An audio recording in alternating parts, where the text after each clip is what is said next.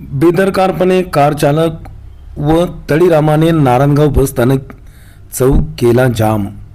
वाहतूक पोलिसांची मोठी कसरत। वाहतूक पोलिसांनी तळीरामाला अक्षरशः केली उचल बांगडी।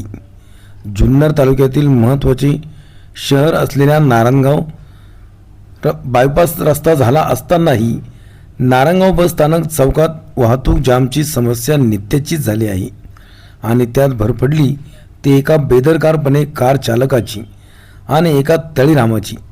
बसस्थानकासमोरच तळीरामाने व कचरा वेचणाऱ्या व्यक्तीचे अतिक्रमण आरेरावी इतर वाहनांना हुलकावणी देऊन भर चौकात त्याला अडवल्यानंतर केलेला आतताईपणा यामुळे नारायणगाव चौकातील वाहतूक ठप्प झाली।